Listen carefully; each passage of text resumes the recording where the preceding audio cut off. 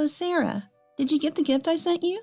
The lobster must have been delicious, right? I replied to Karen's words. My eldest son ate it all by himself. What?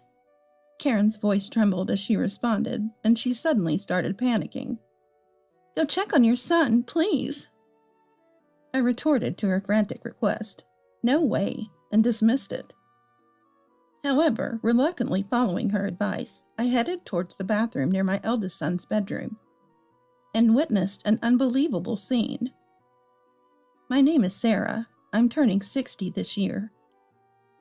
I married my husband at 19 and was blessed with 3 children. At 20, I had my eldest son, Mike, and at 23, I gave birth to twin daughters, Betty and Emma. Now all 3 are married. My eldest daughter lives far away in Spain. It was lonely when she left, but my younger daughter moved to the next town after getting married, and now lives in an apartment near her in-laws.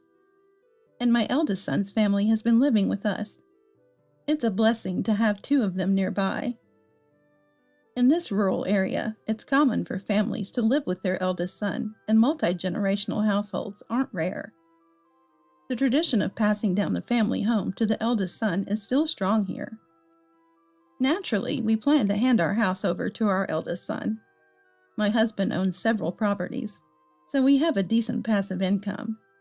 Yet we live modestly and happily. We don't indulge in luxuries, but we can afford gifts for our grandchildren. Especially for my eldest daughter, who I can't see often. I regularly send gifts, which she always appreciates. She had a boy and a girl a few years ago. Though we can't see each other often, the grandchildren always call us via video chat to thank us for the gifts. That's one of my joys. My younger daughter has a big family with 3 boys and a girl. She works, but her eldest recently started playing soccer, so she seems particularly busy. Sometimes we take care of her children at our house. And my eldest son and his wife have a boy. They live with us, but he doesn't talk to me much lately. Maybe because he's in his rebellious phase. However, having many grandchildren and seeing them all healthy and well is my happiness. But living together brings its own set of problems. In the past, a mother-in-law's word was law, and I never dared to defy mine. She was strict. I don't want to be like that, but there are things I must teach. Living here in the countryside, there's a minimum level of community and family interaction that my eldest son needs to know, or he'll struggle. That's why I asked Karen, my daughter-in-law, to help with things like arranging Christmas cards and gifts for Christmas and Thanksgiving.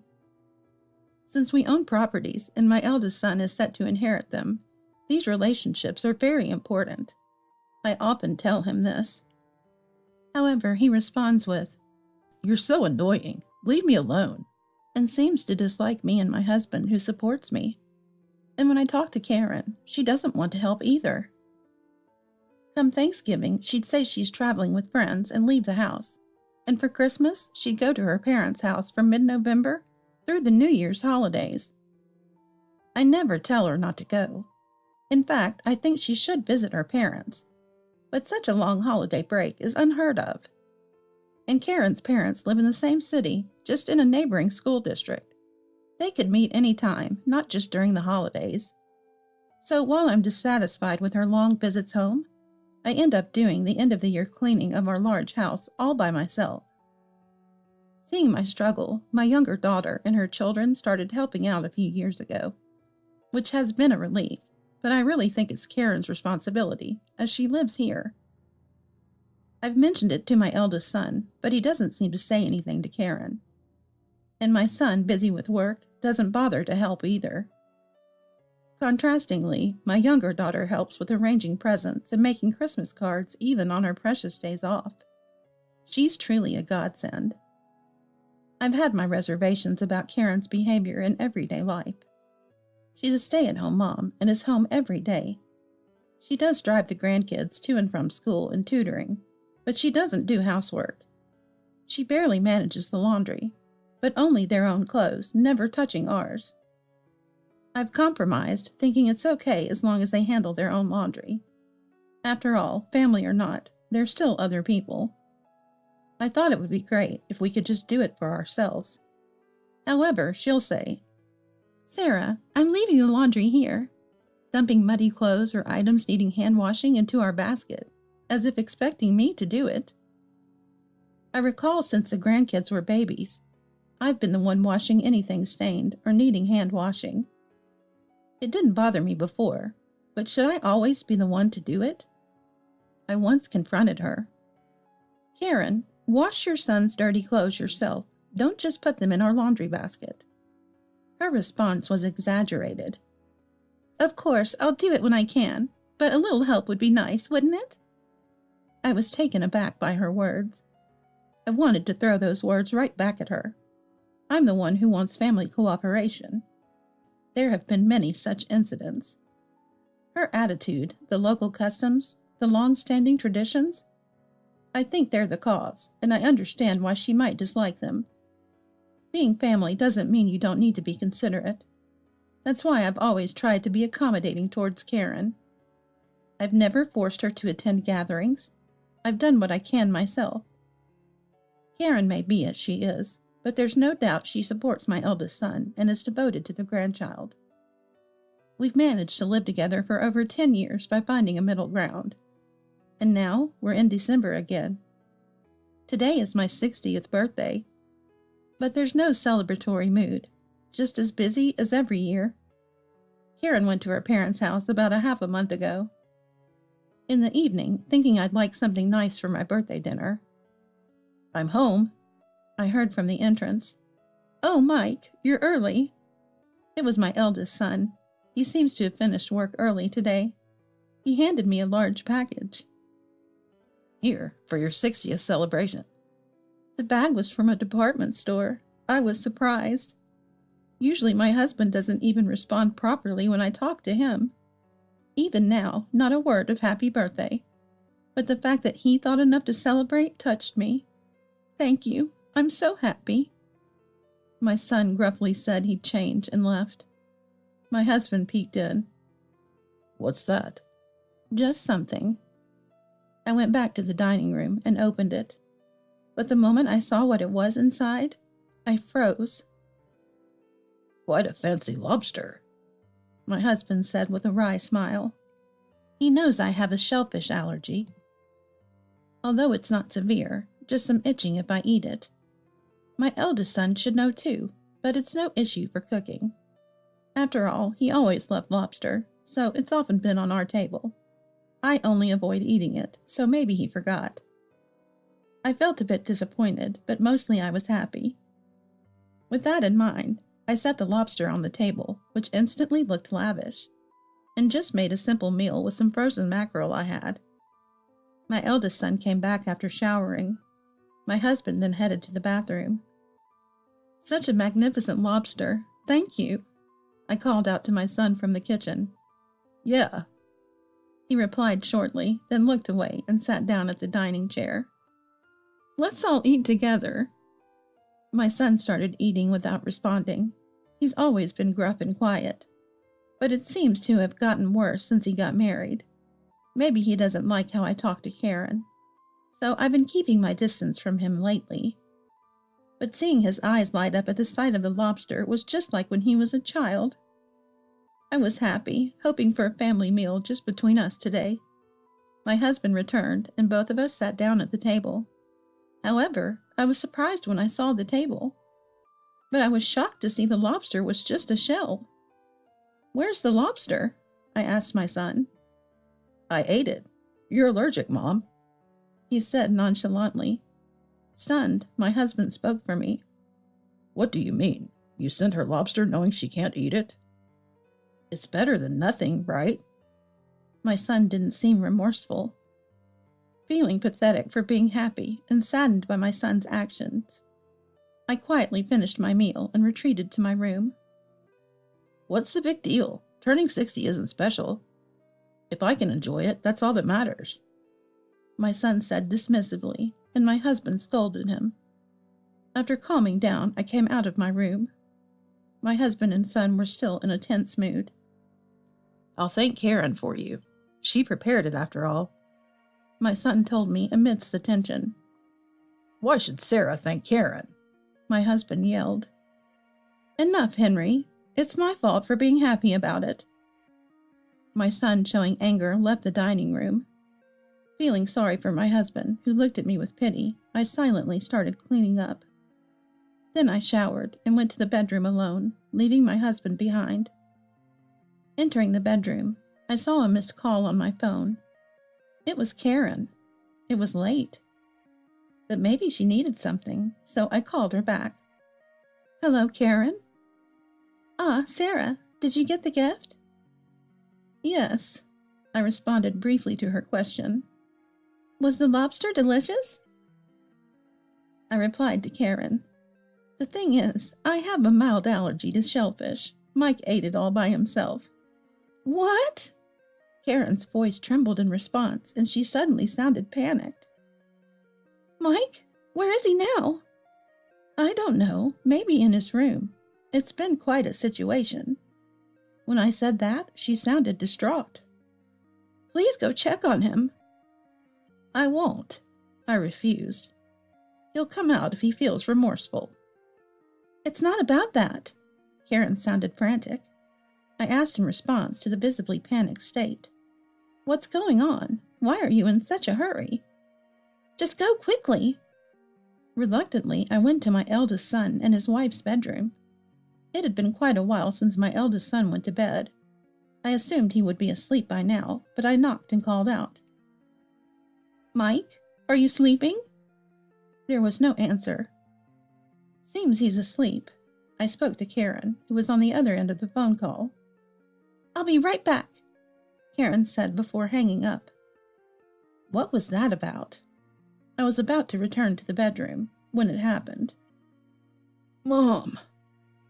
A pained voice called out, making me look up. Mike?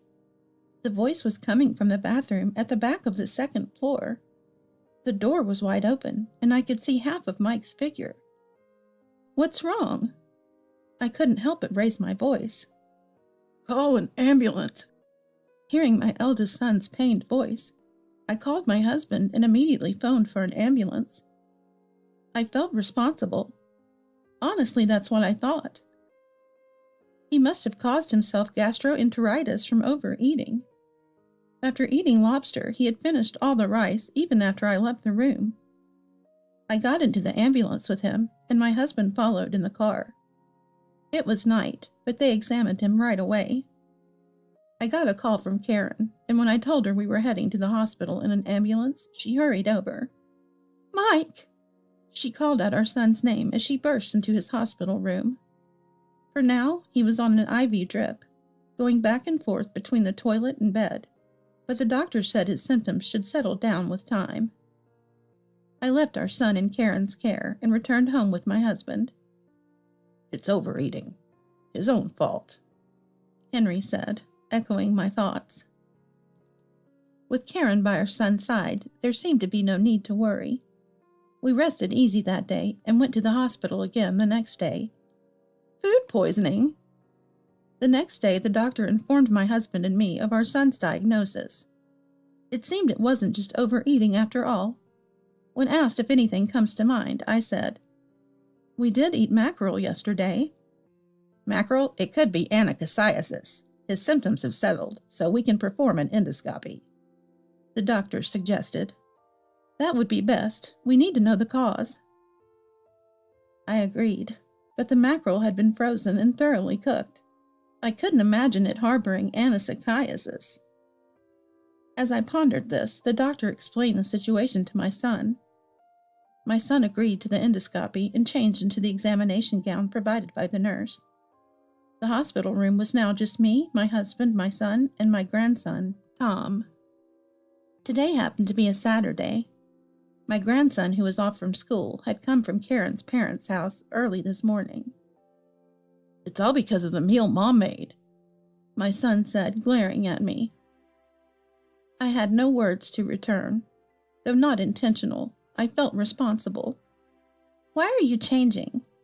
Karen, who had just returned, asked. Come to think of it, I hadn't seen her for a while. She must have been in the bathroom. I explained what the doctor had told me. What? Is he okay to have an endoscopy when he's feeling sick? Karen voiced her concern. I'm in pain too, and would rather not do it, but the symptoms aren't going away. It might be anisakiasis, causing peritonitis. If it gets worse, it could even lead to surgery, and it's all because of Mom. Hearing my eldest son's words, Karen also looked at me. But that mackerel was frozen. Anisakiasis should be okay if it's frozen, right? And it was well cooked. But look at me now, my son shouted at me angrily. Mom, is what you just said true? The nurse who entered the room asked, opening the door. It was a relief to see her. It was my daughter, Emma. She worked as a nurse in this hospital. We had informed them yesterday that we were Emma's family. Having come to work, Emma must have heard from someone and come to check on us. Ah, good morning, I greeted my daughter. But is it true about the mackerel being frozen? It's true, it was properly frozen.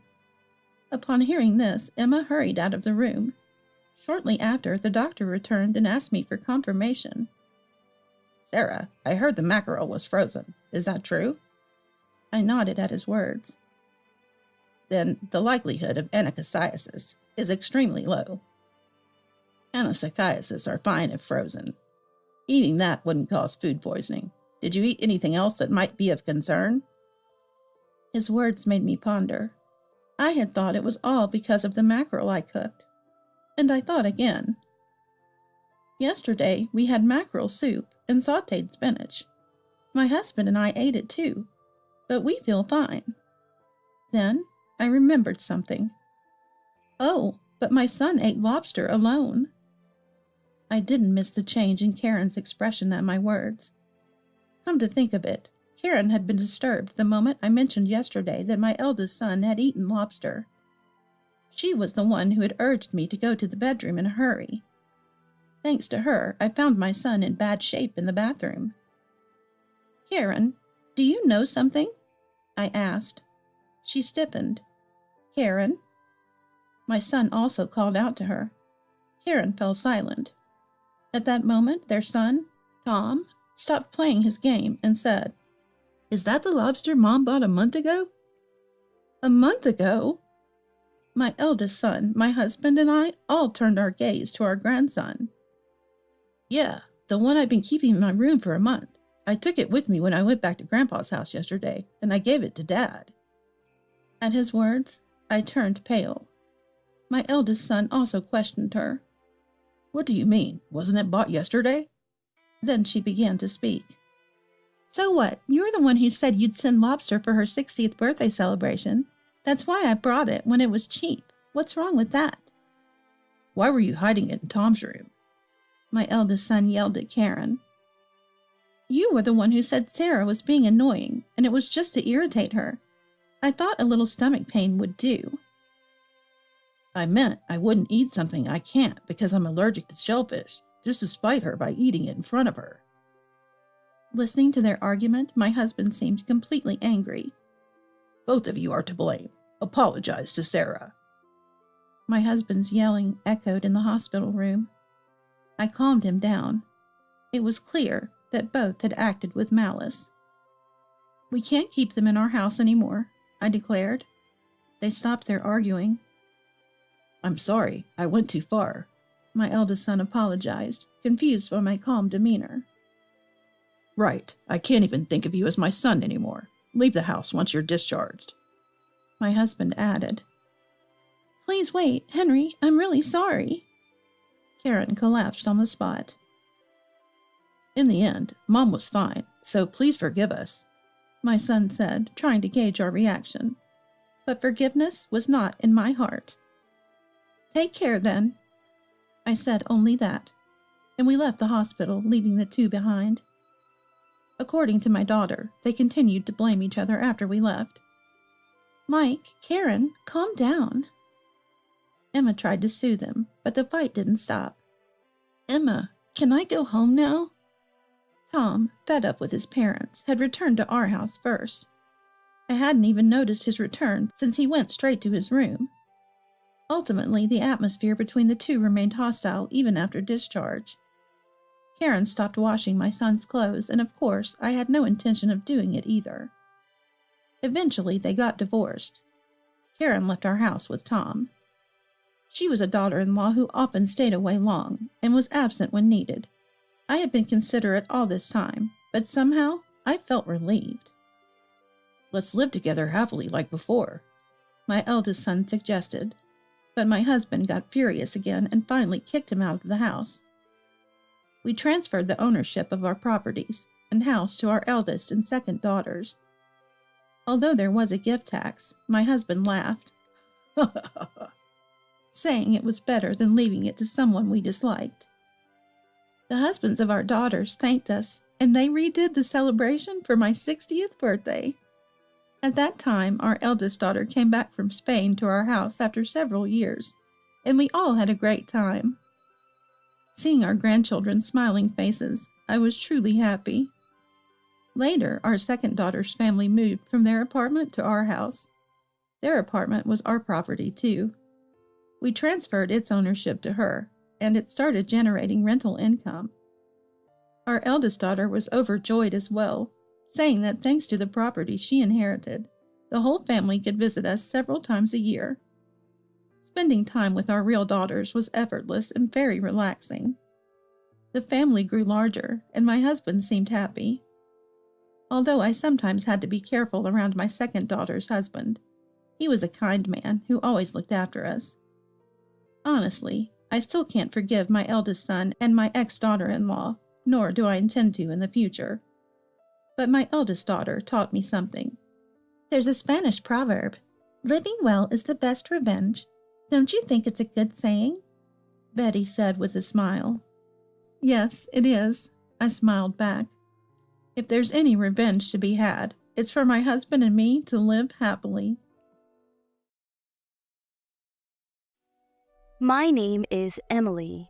I have a husband and a son named Richard, who has reached adulthood. A few years ago, my son moved out. Now, my husband and I live together in a spacious house. At first, I felt lonely after my son left, but now I'm used to it. However, I'm always happy when I get a call from him saying he's coming home. On the day my son was coming home, my husband and I were excited from the morning. It was before our son told us, "I want you both to be at home because I have someone I want to introduce." Before noon, my son came home with a lovely woman. I had expected it from his words, but I never thought he would actually bring a woman home. Seeing our surprise, my son proudly introduced her. "Her name is Karen. Isn't she cute? She's my proud wife." I couldn't understand my son's words right away. After thinking for a moment, I asked again, "Richard, did you just call Karen your wife, not your girlfriend?" My son nodded in agreement. "I did. Maybe you're going deaf, Mom?" I couldn't laugh back at my son's teasing laughter. "I haven't heard about you getting married. Did you know about this?" I asked my husband, and he shook his head. No, I didn't hear about it either." My husband and I asked our son what's going on. Then, for some reason, our son proudly explained, "That's why I came to announce our marriage registration today. By the way, we had a grand wedding in Bali with friends." My husband and I were speechless at this unexpected explanation. Our son, oblivious to our reaction, kept talking about how wonderful the wedding in Bali was. I held my aching head and carefully asked my son, "You have already registered and had the wedding? Why weren't we invited?" Then Karen, who had been silent, spoke up. "Do we need to invite strangers?" I was shocked by her unexpected words. Karen calmly said, "Isn't it a waste of money?" I couldn't help but respond emotionally. No, we are Richard's parents." Karen seemed unconvinced and said with a dissatisfied look, "But you're strangers to me." I was confused and fell silent. My son must have finally noticed the tense atmosphere and began to explain hurriedly. Karen has no parents or siblings. It would be sad if she was the only one without family at the wedding, right? That's why I didn't invite you guys." Hearing Karen's situation, I couldn't say anything back. I thought, if that's the case, maybe it can be helped. Of course, I wasn't completely satisfied, but I told myself it was too late since the wedding was already over. After the newlyweds left, I confided in my husband. I wonder if those two will be okay. My husband seemed to share my concern but said, "It's their decision, they're already married, all we can do is watch over them," and sighed. Although I agreed with my husband's opinion, I couldn't leave it at that, so I decided to try to close the distance with Karen. I got my son's phone number and decided to get in touch. When Karen realized it was me on the phone, her voice immediately turned sour. "What do you want?" I thought I had made her uncomfortable by calling out of the blue, so I quickly explained my reason. I got some delicious treats, so I thought I'd bring them over to you next time." Then Karen said, "Oh, I don't need that. In fact, I don't even plan to give you my address." I couldn't help but ask, "What?" Karen calmly answered, "I don't want to give personal information to strangers. Please delete my phone number." Before I could say anything else, the call was disconnected. After that, I couldn't get in touch with Karen. What I did must have been an unnecessary intrusion to Karen. Feeling down, my husband told me, "There's still time, don't rush. Forcing closeness won't necessarily lead to good results. Just hope that she'll open her heart to us someday." I cooled my head and nodded. "You're right." A month after I stopped trying to contact my son and his wife, my son suddenly got in touch. "What's going on?" I asked, and he told me Karen was pregnant. I was thrilled by the happy news. I thought it would be tough for a first-time mother without her parents, so I asked for their address to go help. But my son said, No, I can't give you the address. We don't need help, just money. Give me your bank account number so I'll transfer it." I tried to explain to my son how difficult childbirth could be, but he wouldn't listen. Moreover, he said that Karen herself was against it. In the end, I transferred only the money as my son wanted. After that, I never heard from my son again. There was not even a report of the child's birth. After a year had passed, I tried to call my son several times, but eventually, I couldn't reach him at all. My son may no longer think of us as family.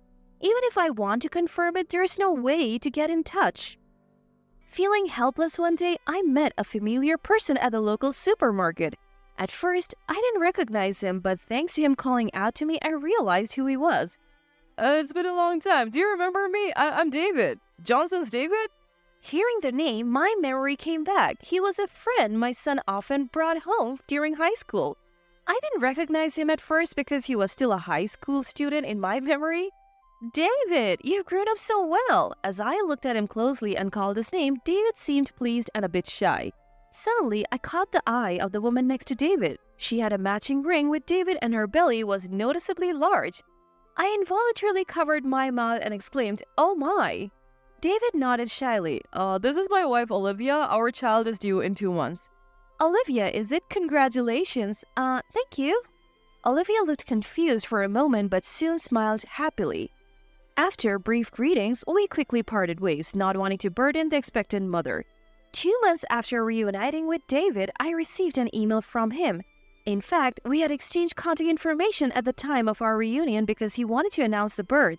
Attached to the email was a picture of the newborn baby. It was a very cute baby. Suddenly, I imagined my own grandchild, whom I had never seen, and shed a few tears.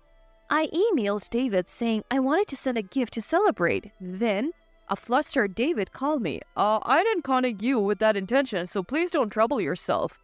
I couldn't help but laugh at David's apologetic tone. "That's not it. I just want to celebrate since I can't do anything for my own grandchild." David was silent for a while before asking, "Something happened with Richard, didn't it?" As I remained silent, David began to speak. "I was hesitant to tell you this, but actually..." David's story was shocking. "Olivia was originally Richard's girlfriend, but Richard chose another woman and unilaterally dumped Olivia. That woman was Karen. Olivia was devastated after being abandoned by Richard. I couldn't leave her like that. I tried to persuade Richard several times, but he wouldn't listen. I gave up trying to convince him and stopped being friends with him." David's story ended there for the moment. I thought I couldn't forgive my son or Karen, even if he was my own child. At the same time, I realized that my actions had reminded Olivia of her painful past. Even though I didn't know I did something terrible to Olivia, she probably didn't want to meet Richard's mother.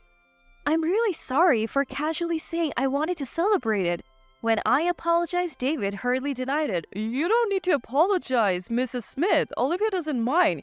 She was the one who wanted to send the baby's picture. Please don't apologize, Mrs. Smith. I felt even more guilty at their kindness. David hesitated and then said, I just don't want to involve Olivia with Richard and his wife ever again. I agreed wholeheartedly. I'll help as much as I can. Though there may not be much I can do, I also revealed to David my relationship with my son and his wife.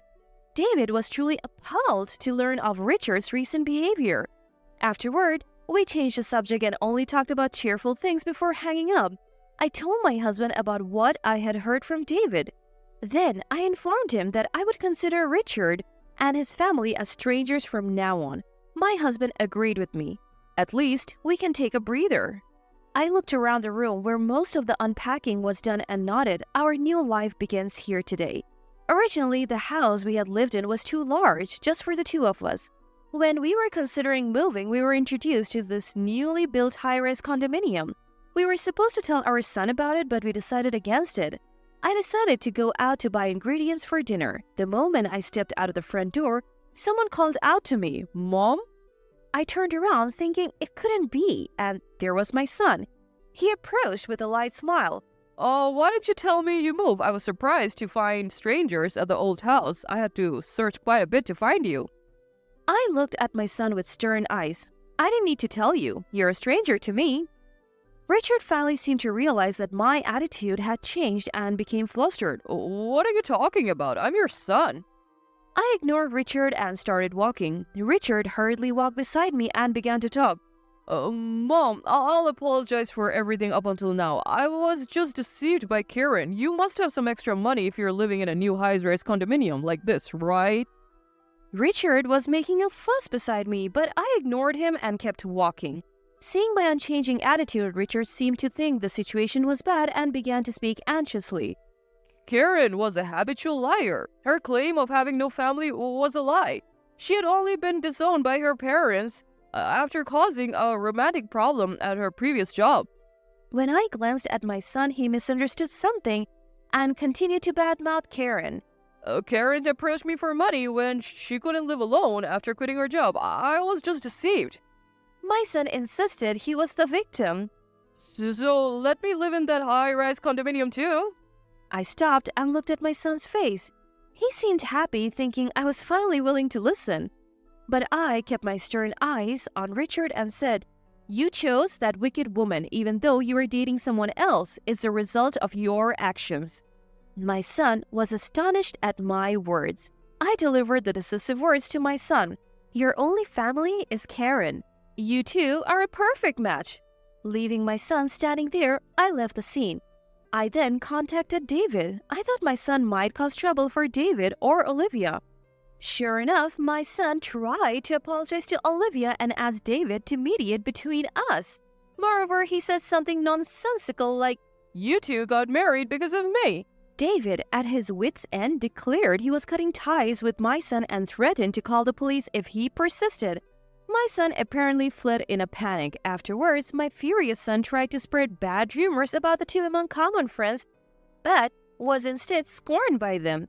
Karen, who was supposed to be my son's only ally, ran away with another man, leaving their child behind as soon as she spent all my son's savings. Afterward, my son fell into a terrible state, but we didn't think of helping him even after hearing the rumors. After a while, my son came to us with the child. You must think it's pitiful for your grandchild, right? Let us stay here.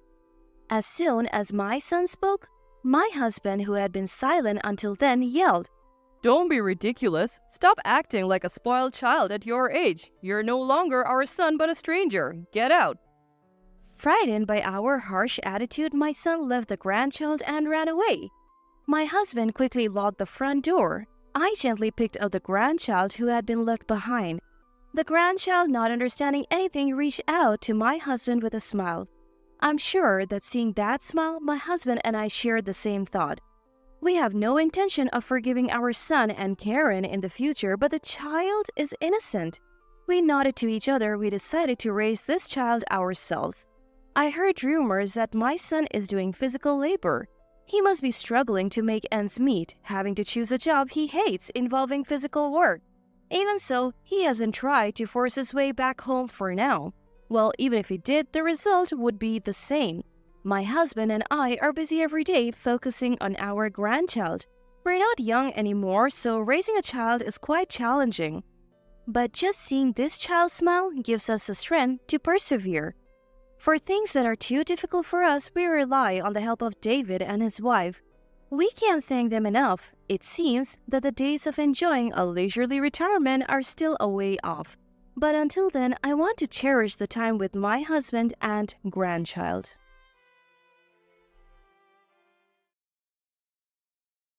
I don't want to invite dirty people into my brand new, beautiful home. That's what Lily told me over the phone.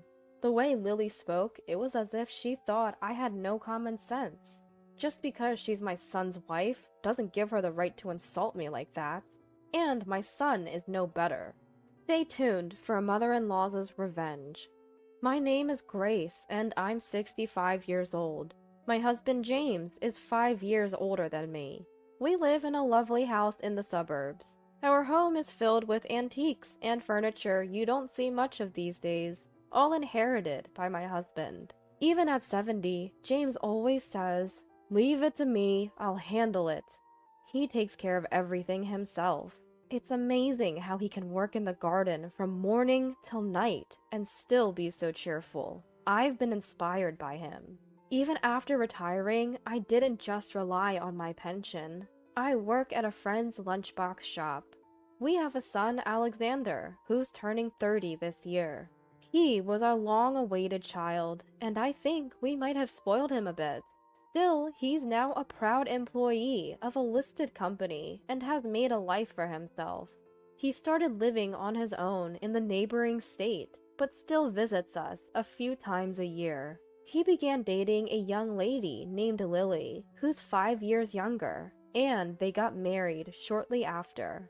Lily, whom he met at work, is a young and very charming woman, always smiling and well-groomed. My first impression of Lily was that she looked like a princess from a fairy tale. I was thrilled to think such a beautiful woman would become my daughter-in-law. However, that first impression would soon be tested. About a year after their wedding, while I was checking the lottery numbers, a hobby of my husband's, my son called. Lately, he hadn't visited us, always finding some excuse. "It's been a while." "What? You want to live with us?" Apparently, the apartment they were living in was going to be demolished. They decided to build their own house, and while they had chosen the land and the builder, they needed a place to stay for a few months until their new home was ready. "Lily's parents live in an apartment. Our house is big, and we have spare rooms, right? I thought it was a great idea. If you two are okay with it, then I guess it's fine. As my son said, we do have unused rooms. There shouldn't be any problem with them living here for a few months. Is your job going to be okay? You do realize the commute will be longer, right? It'll be fine. Lily's a housewife, and I can work remotely, so we're counting on you." And just like that, he hung up. I wonder if he really understands. The reason he started living on his own was that the commute took 3 hours round trip. Did he forget that? Well, he probably considered the convenience of our place before asking, so I shouldn't worry. Above all, I was genuinely happy to live with my son again. "Why not? Having young people around will add some zest to our lives," my husband said, laughing cheerfully when I told him about our son's request. A few weeks later, my husband was rushed to the hospital in an ambulance. He had slipped on a pedestrian bridge and tumbled down the stairs during a walk. When the paramedics called, a chill ran down my spine. Fortunately, he survived, but he had damaged a part of his brain during the fall and was diagnosed with a high-level brain dysfunction. It might be challenging for him to continue his daily life as before. He'll need rehabilitation, and if he's discharged and comes home, he'll need care, possibly from a live-in caregiver or you. The doctor's words brought me to tears in front of someone else for the first time at this age. Given the current situation, I couldn't visit him often, which stressed me out. But when I did see my husband during the short visiting hours, he looked mostly the same.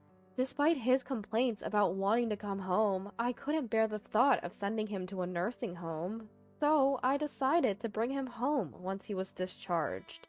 After a while, my son and his wife finally came to visit. According to them, they were busy with house-related matters and couldn't find the time. They have their own lives. I swallowed my complaints. More importantly, I had something to tell them. I explained that with my husband's care needs, living together might be challenging. So I'm sorry for the sudden change, but let's forget about the living together plan. We don't mind at all. It's okay. What do you mean you don't mind? I was taken aback by Lily's response. Many families live like this. It's not a big deal. Plus, we'll be kicked out of our apartment in a couple of months. Do you expect us to find a new place just for a few months? With a puzzled look, Lily blurted out her thought. I understood her logic, but something about the way Lily said it bothered me. My son, sitting next to Lily, nodded in agreement. He finally spoke up. You know, I might be too busy, but since Lily's a housewife, she can help out with a lot of things, right? Lily responded with a bright smile. Their behavior was a bit concerning, but I was about to face the challenges of caregiving for the first time. If living with my son and his wife meant getting some help, I'd be grateful. All right then, welcome. They seemed pleased with my response and left. Soon after my husband was discharged from the hospital, my son and his wife arrived with loads of luggage. They stuffed everything into the spare room. Without unpacking, they both left to meet some old friends from town. It was like a whirlwind. Oh well. They've been away for a while, so I should cut them some slack for today. I sighed and returned to caregiving and house chores. The doctor was right. My husband had changed completely. He had moments of clarity, but he'd often spill food, get distracted by the TV, and even had accidents. He'd get angry or cry over trivial things and would stumble or bump into things in our familiar home. I couldn't take my eyes off him. He was undergoing regular rehab, but I wasn't sure if he understood his condition. I'd secretly sigh when he wasn't looking. Once things settled down, I'd need to discuss my husband's current state with my son. Just knowing I wasn't alone gave me some comfort. I never imagined that comfort would be betrayed. Maybe I was too lenient at the start. Even after moving in, my son would lock himself in his room, claiming he was working remotely. Lily, instead of helping with chores, said she was busy unpacking and stayed in her room. Dinner's ready. Only then would they emerge. I'd only see them during meals or when they went out. They wouldn't help with meal prep or even clean up after eating. I wanted to scold them, but I couldn't take my eyes off my unpredictable husband. Within a week of living together, my frustration with them grew. I couldn't trust them with my husband. I quit my job to focus on caregiving and housework. While I worked tirelessly, they continued their lazy routine. Even when I asked Lily for help, she'd say she would, but never did, leaving me to do everything. Living together was a disaster. Their presence only added to my workload. I was at my breaking point. Mom, you look tired, my son remarked during dinner, pointing at me with his fork. If you think so, then help out, he chuckled. Come on, I'm working, even if it's remote. I'm a bit of a clean freak. I can't do the things you do. Their words filled me with rage. Suddenly, my husband shouted, What are you doing? Look, you spilled the soup. I gently wiped the tiny droplet with a tissue. I'm sorry, Dad. See, it's clean now. Okay. Relieved to see him resume eating, I took a deep breath. Lily, however, frowned and stood up, leaving her dishes behind.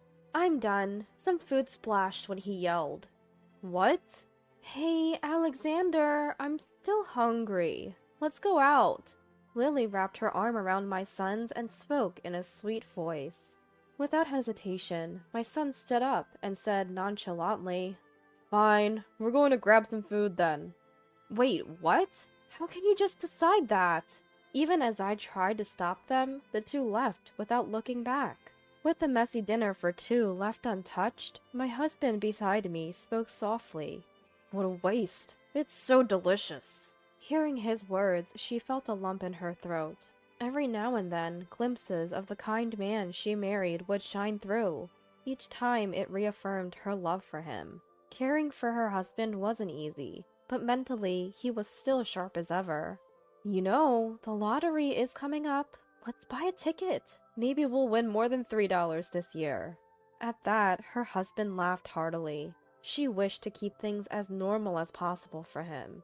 It had been a month since they started living together. Timing it when her husband was having his therapy session, she called the two, who seldom helped around. Look, I'm not asking you to care for him, but could you at least help a bit with the chores? She explained her husband's condition in detail once more, but they seemed indifferent. Look, to someone old-fashioned like you, it might seem like we're just lazing around, but we're busy with work and planning for our home. I'm swamped preparing for our new place. The only break I get is going out once in a while. She wanted to say that since her husband's discharge, they hadn't been out and she barely slept. But she swallowed her words. Her husband was the one truly suffering. So, you're too busy to help. Can you at least contribute a bit to the household expenses?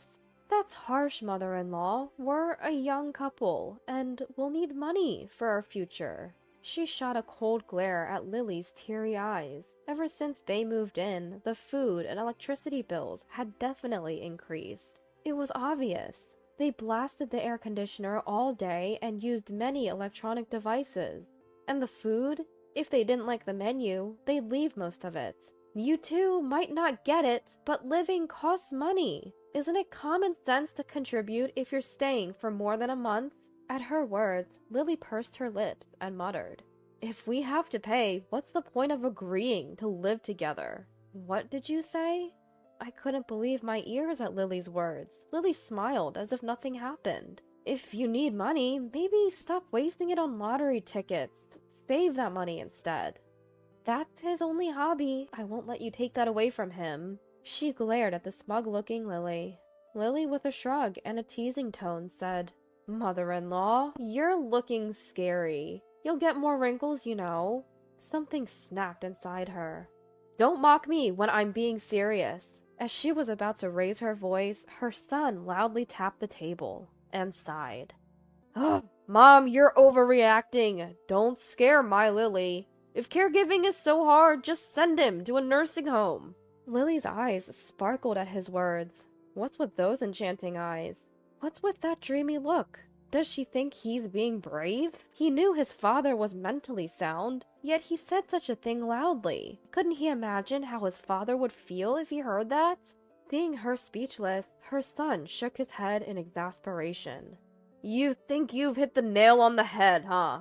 Ugh, so annoying. Always getting irritated. Is it menopause or something? Don't even have the money to put yourself in a nursing home? So you're asking us for money?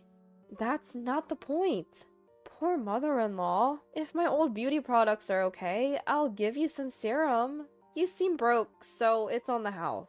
Lily grabbed her son's arm, smiling triumphantly. The couple left the room, side by side. Soon after, the distant sound of the front door closing echoed.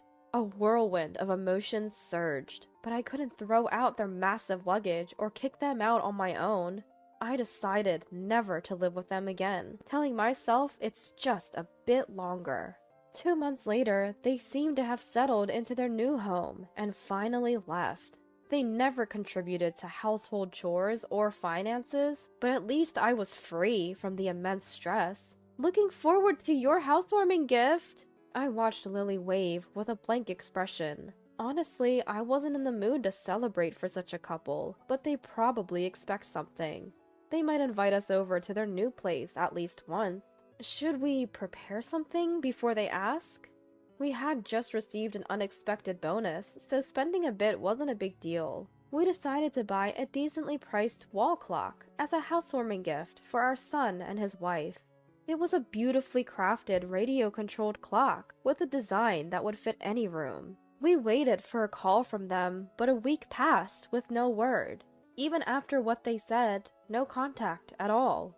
Come to think of it, we don't even know what kind of house they built, let alone their address. It would be too late if something happened to my husband or me. We need to at least know their address for emergencies. I hurriedly called my son. Hello, what's up? After several tries, I finally got through. I had called my son's cell, but it was Lily, sounding quite annoyed, who answered. We haven't heard from you since you moved. You need to tell us your address. Well, if I tell you, you'll come over, right? Of course, we even have a housewarming gift for you. As I said that, Lily laughed coldly, as if mocking me. Hold on, a clock? You think we'd be happy with that? People usually give cash. Guess you're broke. Good thing we didn't tell you our address. I felt anger rising as Lily chuckled and spoke. You asked for a housewarming gift, and now this? That was just being polite. I can't even imagine taking care of your dirty husband, especially not in our brand new house. The demure demeanor she had when they first got married was nowhere to be found. I had my suspicions, but Lily's true nature was worse than I thought. I thought it looked like something out of a fairy tale, and I was kind of right. She was a devil in disguise. Devils only deceive those who are useful to them. We have our house now. There's no benefit in associating with poor, dirty people like you. We don't plan on having anything to do with you anymore. I could picture Lily's face, smirking in contempt. At the same time, something snapped inside me. Soon after, my son came on the line. That's how it is. We don't need your gifts. I feel the same way as Lily. Just live your lives and leave us be. Lily's condescending attitude and my son, who didn't even reprimand her, shocked me. The most surprising was the cold disconnection from the son I had lovingly raised. Any remaining affection for him faded. Oh, I see. From now on, we have nothing to do with each other. If that's how they feel, we'll live our lives without them. This house is too big for just the two of us. We had kept it thinking our son might live here, but its purpose is over. I hung up and started preparing for our future. Several years passed. I was enjoying tea in the living room when my phone rang. An unfamiliar number. Hello? Hi, mother-in-law? It's been a while. I was wondering if you could help us out financially? It was Lily, with her usual sugary tone. I feel very sick. She had racked up nearly $30,000 in debt buying luxury items. My son found out, and they were on the brink of divorce. She shopped out of boredom. Why should I give money to someone like you? I asked my parents too, but we're still short. Remember those antiques and dresses you had? Can we sell those? You wouldn't want your dear son to get divorced, right? She had apparently snooped around our house. I've never shown you my dress or told you where it is. I don't care if a stranger gets divorced. Just a little help? With such a big old house, you must have something valuable. We don't have that house anymore. What? I decided to do it the day you all cut ties with me. I sold the land. Now it's just an empty lot with tall weeds growing on it. Lily was speechless at my words. Breaking the silence, Lily exclaimed, What? I never heard about this. People don't usually share such things. There's no need to, I replied. I could picture Lily's shocked and flustered face on the other end of the phone. That's old news, isn't it? Is it? It feels like just yesterday, my son was so naive and clueless to be so smitten with someone like you. Lily, seemingly irritated by my words, responded with a challenging tone. Were you so broke that you had to sell the house? Living day by day without a home now? It's really sad to be so poor and pitiful. It seemed like Lily just couldn't resist looking down on me. If she wanted a competition, I was ready. I had money, but I used it all. What? I sold it because I won a lot of money. The lottery ticket that everyone said was a waste? It won me $500,000. $500,000? Neither of us ever thought it would really win. When we were wondering what to do with the unexpected windfall, we received the declaration of disownment. To continue living peacefully as a couple, we used the lottery winnings and the money from selling the house and land to move into a luxury retirement community. Just as you all wished, we both moved into a retirement community. It's in the city center, close to the station, fully equipped with the latest appliances. The staff is always there, and if we ask, gourmet meals are served. Thanks to that, the burden of caregiving has reduced, and both your father and I are living very peacefully. Lily was silent for a while. Just as I was about to hang up, she spoke in a sweet voice, reminiscent of when we first met. Mother-in-law, I've always admired you. Taking care of that messy husband of yours is commendable. I apologize for everything up till now. Can we rebuild our relationship? If you're going to flatter, do it right from the start. I won't give you any money, especially after you treated my precious husband like trash. I could hear Lily panicking on the other end. I ignored her and hung up. A while later, Lily visited our home with her father. It seemed she had investigated based on the information I shared. As soon as I sat down, Lily's father shouted desperately, "Why didn't you tell us?" From what he said, it seemed Lily had only told her side of the story to her parents. Being forced to live together, being extorted for living expenses. And I shopped because my son wanted me to look good. And despite being rich, my in-laws won't help. And the newlyweds didn't even give a housewarming gift and sold their family home without telling us the new address. We were both so excited during the family meeting because we had children later in life. It's a parent's duty to do whatever they can for their child's happiness, right? Beside her earnest father, Lily lowered her eyes and sniffled. Her act was Oscar-worthy. I almost applauded in my mind. I'm sorry, but it seems there's a significant discrepancy between what your daughter told you and what I experienced from her. Can we clarify? Of course. I smiled warmly and began to list out all the truths I had learned from Lily, without any exaggeration. Lily's father was taken aback by my straightforward account, looking completely overwhelmed. All lies, Dad! She's making all of this up. Lily's desperate plea only made my words seem more credible. She might be a great actress, but she wasn't the sharpest tool in the shed.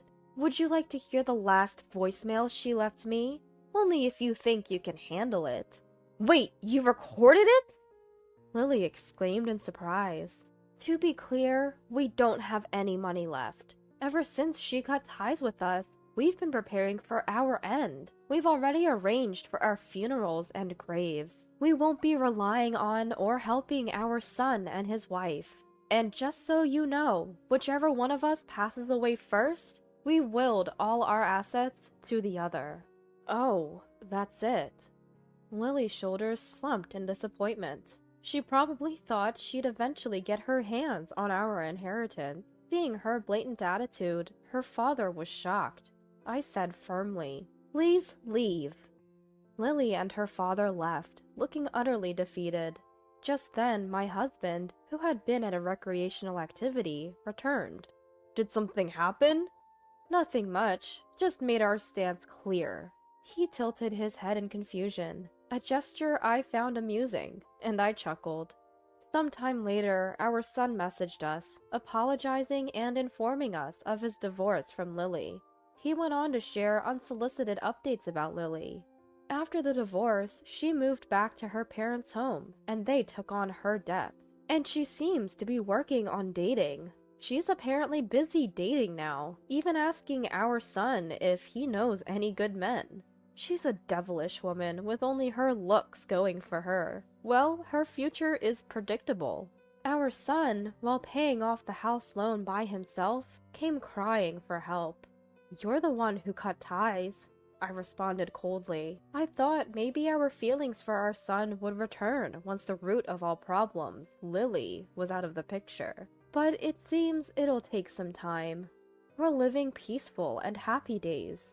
Thanks to the staff, we can even go shopping alone. Our relationship with each other has improved, and we're more at ease.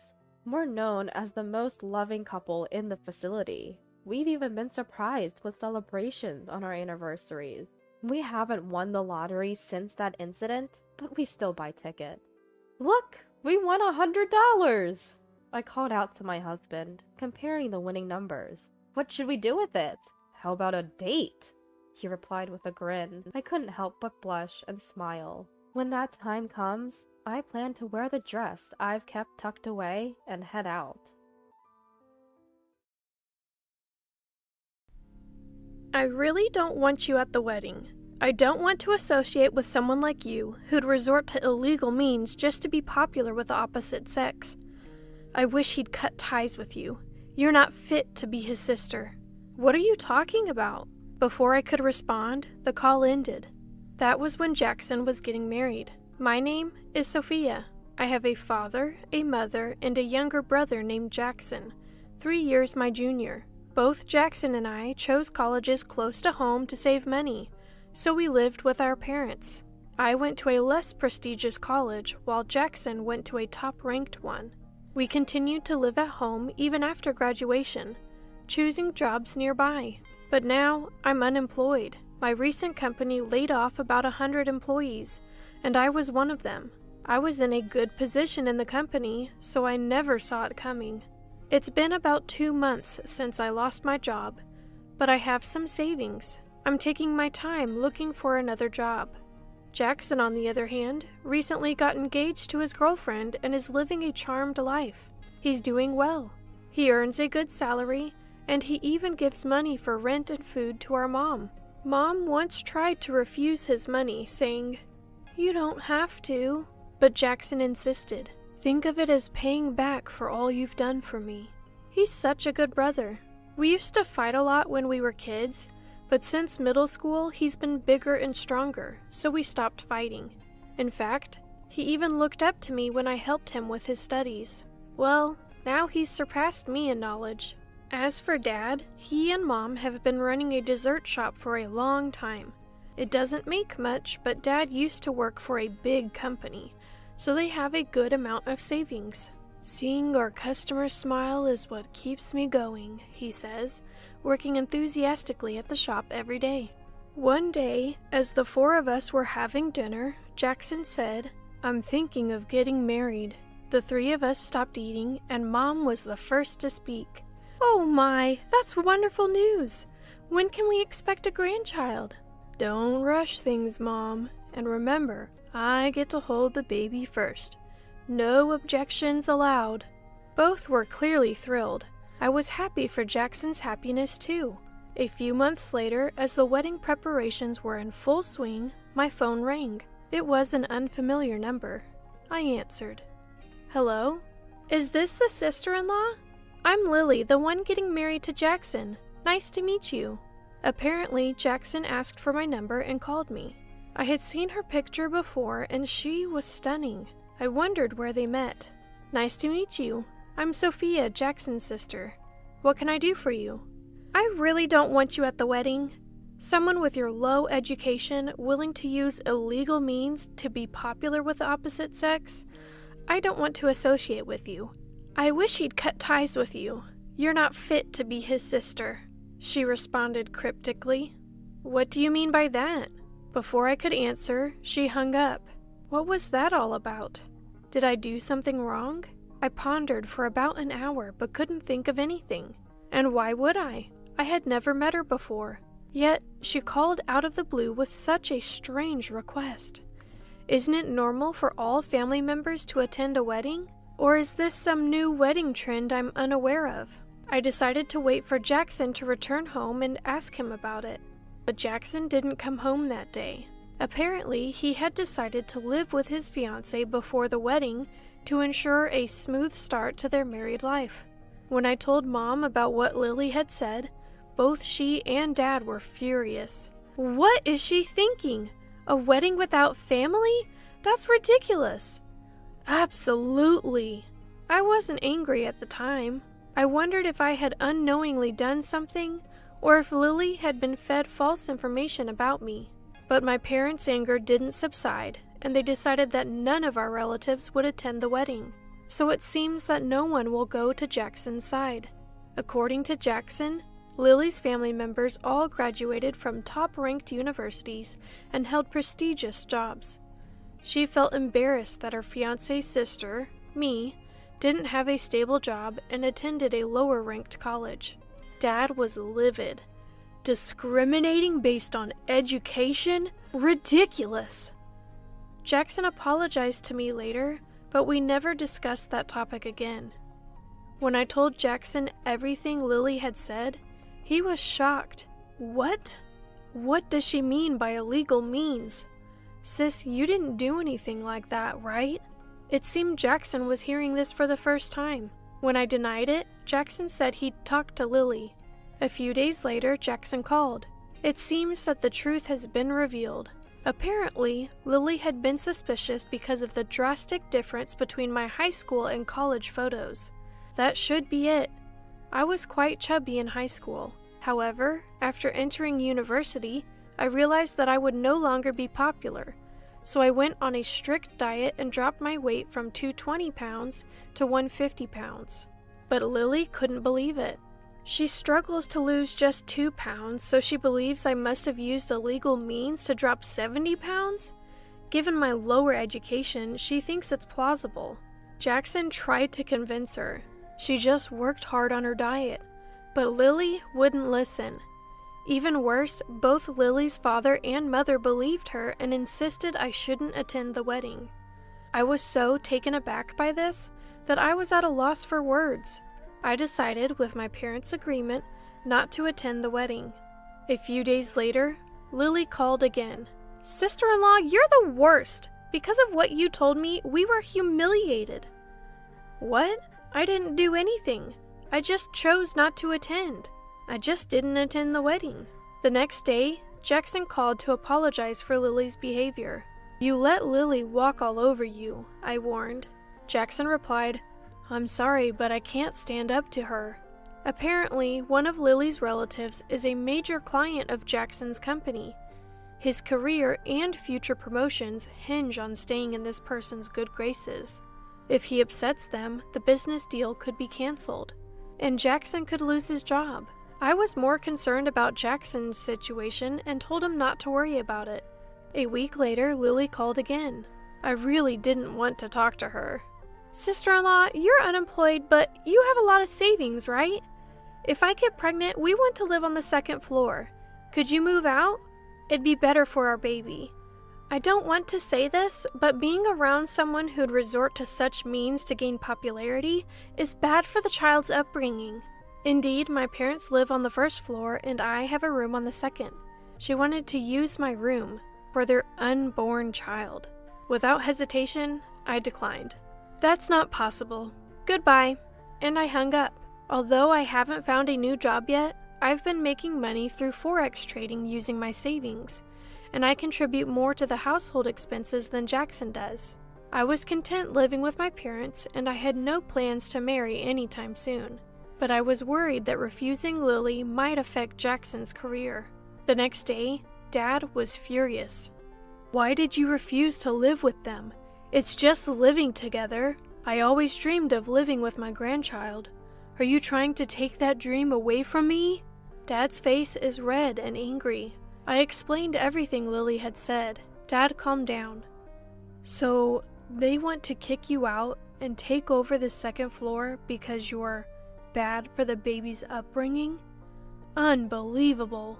But if things continued this way, Jackson would always be under Lily's thumb. That's why Lily always calls me directly, not my mom. I told Mom, I'll move out. It should solve everything. Besides, they won't live here forever. Jackson always talked about living in a beautiful, spacious house. Dad was silent for a while, but then said, "All right," and hung up. A few days later, I moved out to live on my own. Soon after, Jackson and Lily moved into my parents' house. Lily began preparing 2 rooms, one for their baby and another as their bedroom. Half a year passed. Mom called me. Since they moved in, they haven't paid any living expenses or rent. But I can't believe Jackson would do that. I think Lily might be stopping him. Why do you think that?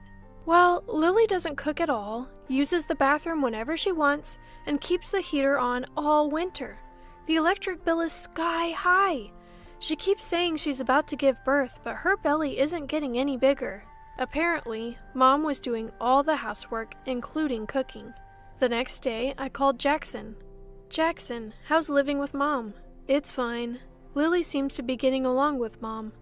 I'm hardly home, but the laundry's always done and the room's clean. Make sure you thank Mom, okay? Thank her? She's doing everything. Laundry, cooking, cleaning. And I heard you're not even paying living expenses or rent. You should at least cover that. What? Lily told me she's doing everything. I give the rent to Lily every week. Are you saying she's not doing anything? It seemed Jackson was clueless. A few days later, Jackson invited everyone for dinner at their place. Mom made lots of pizza, my favorite. It seemed Lily was helping, but Mom told me she was just doing it reluctantly because her relatives and parents were coming. The doorbell rang. It was Lily's parents. As we all sat down, Mom said, "I hope you enjoy the meal, even if it's nothing special. It all looks delicious, doesn't it, dear?" "Yes, it does." Lily's parents complimented the food, making Mom blush. Suddenly, Jackson raised his voice. "Before we start eating, can I say something?" He turned to Lily. "You haven't been paying the rent I gave you to give Mom, have you? And what exactly have you been helping Mom with?" "What? Money? What are you talking about?" Lily looked panicked, glancing at everyone. "You told my sister to leave, didn't you? So we could move in. What were you thinking?" I always thought Jackson was quiet and focused on his career, but this was different. He seemed serious. Lily, flustered, said, "It's your family home. Why should we pay rent? It's not even a mansion, and I do the cleaning. The one actually cleaning is my mom. And where did the rent money I gave you go? Not just the rent, you didn't give her the living expenses either. What did you spend that money on?" Turns out, Lily had been enjoying fancy French restaurants with that money. And she'd been treating her friends, too. Lily's parents both turned red and apologized. They didn't know the real reason I didn't attend the wedding or why Lily was so keen on moving in. "It's our fault for raising such a daughter. We're truly sorry." Then Jackson turned to Lily's mother and father. "I'm considering a divorce. Please think about it." Lily burst into tears. Lily's mother pleaded, "Please don't do that, I beg you," and deeply apologized to Jackson. My parents and I were shocked and looked at Jackson. But Jackson didn't stop. He turned to me and said, "Sis, I'm truly sorry. We'll move out, so please come back here.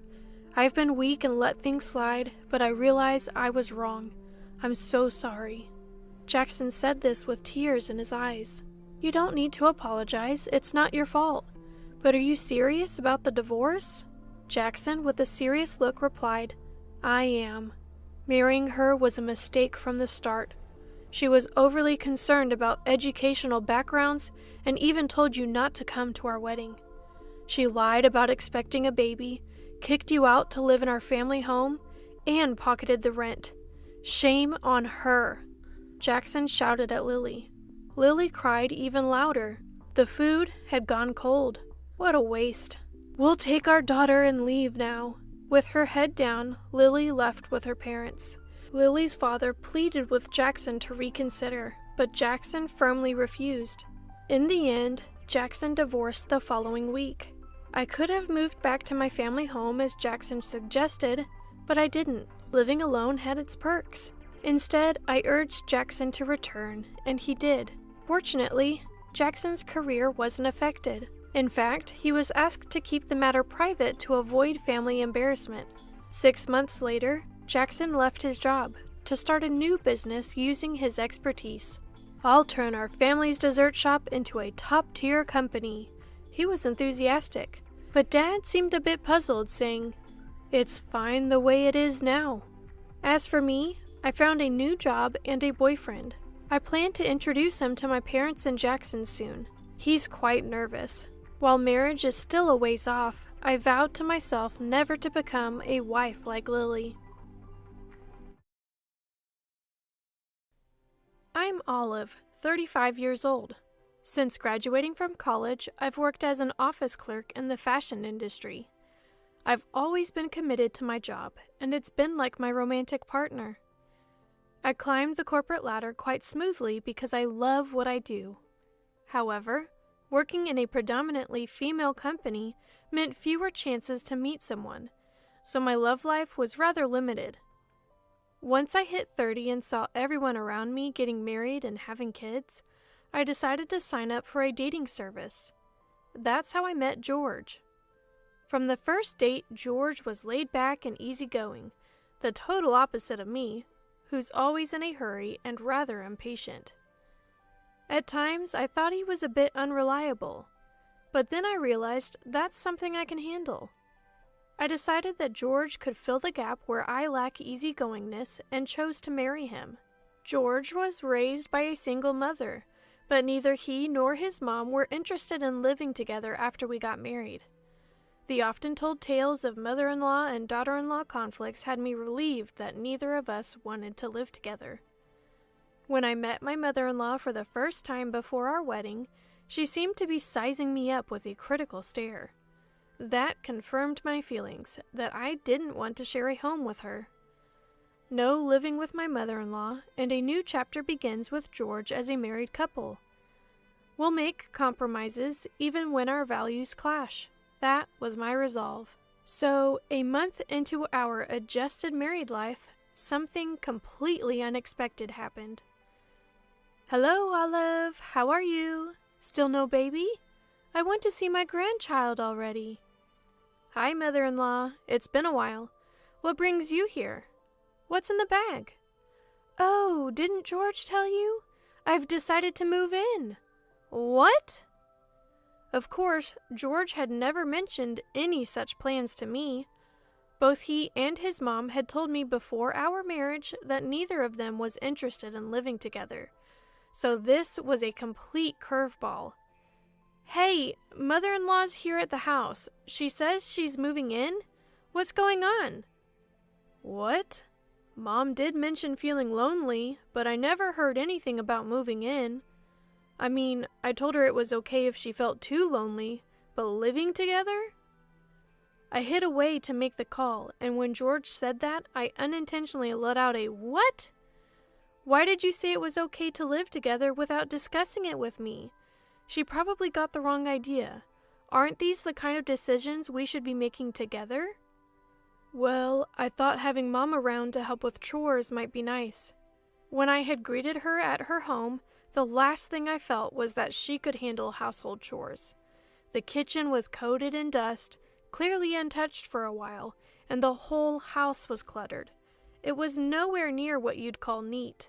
"I want to enjoy my lunch, so I'm gonna hang up now," he said, and abruptly ended the call.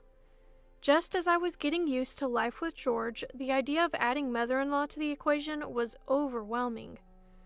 While I stood there in disbelief, my mother-in-law called me over, looking annoyed. "Olive, your stuff is in the way. Move it already, will you? Honestly, you can't raise a kid in such a cramped house." "Well, George and I have decided not to have kids. I'm 35 and George is 38. Having a baby past 35 is considered high risk, and I wanted to focus on my career. So we had agreed before marriage to live a peaceful life, just the two of us." I said that mainly to keep my mother-in-law at bay, so we wouldn't have to face daily nagging about grandchildren. But my words set off mother-in-law like a firecracker. Her face turned beet red with anger. "Why? I can't believe you're married and not planning to have kids. I raised George all by myself, and you say you want to live a spoiled life?" "I respect that you raised George while working, but we've decided—" "I don't want to hear your excuses. You're the worst daughter-in-law." My attempt at pacifying mother-in-law had spectacularly backfired. She stayed furious and spent the next while berating me, not even allowing me room to defend myself. "Hey, I can't live with mother-in-law. She's been making a big fuss about wanting grandkids again today." After George came home, I discreetly talked to him about the day's events in our bedroom. George, however, was only half listening. mostly engrossed in his smartphone, offering occasional disinterested replies like, really? Eventually, he put his phone down, got into bed, and closed his eyes. George, are you even listening? I was listening, but Mom's lonely, so what can you do? I owe her for raising me as a single mother. I want to repay her kindness. So, Olive, you'll have to put up with it for a bit. My annoyance flared up at George, who, claiming he was tired from work, quickly drifted off to sleep. I was frustrated firstly with having to pacify my mother-in-law who's been going on and on about wanting grandkids, and secondly with George for unilaterally deciding we'd live with his mom. I'd heard that marriages are built on compromise. I knew families successfully managed to live with in-laws. Day one was a disaster, but to continue my life with George, it looked like I'd have to be the one making sacrifices. Waking George up to vent my anger was out of the question, so I accepted our living situation. Later, I'd realized this choice was a mistake. I often found myself wishing I'd shaken George awake that night, given him an ultimatum between his mom and me, because the next day, mother-in-law's harassment began. Olive, just because you work doesn't mean you can slack on housework. George and I are starving, so hurry up and make dinner. Okay. When I got home from work, George had already returned and was watching TV with mother-in-law in the living room. George isn't someone who can't cook. Before, if I came home late, he would have dinner ready for me. Yet today, for some reason, he'd done nothing. Even the dishes from the morning were still in the sink. He seemed to be enjoying a quiz show with mother-in-law while I was left to prepare dinner alone in the kitchen. When I finally laid out the meal on the table, mother-in-law twisted her lips in disapproval again. What's this? Mostly frozen food, huh? You think it's okay to feed this additive packed stuff to an elderly person? I'm sorry, I've been busy with work. Being busy with work is no excuse. Has George been eating like this every day since you got married? Poor guy. If his health goes south, it's on you. While mother-in-law angrily scolds me, spitting as she speaks, George quietly eats his meal. George, who side glances at the TV and seems to be enjoying himself while his wife is being yelled at by mother-in-law, doesn't seem like the George I know. Throughout dinner, mother-in-law never stopped complaining at me. A wife who can't even cook and won't have kids is the worst. George could have done so much better. Prioritize George and me over your job. She kept going on and on until I was so mentally worn down, I couldn't even understand what she was saying anymore. That night, I broke down crying in our bedroom. The thought of this life continuing was unbearable. George seemed surprised to see me cry. I told him I can't live with mother-in-law anymore, but George looked exasperated. My mom is important to me, so I want you to treat her with respect too, he said before falling asleep. I couldn't even muster a rebuttal to George and cried until I fell asleep. Life with mother-in-law, filled with nothing but suffering, continued as it was. George doesn't have to do a thing. Housework is a wife's job.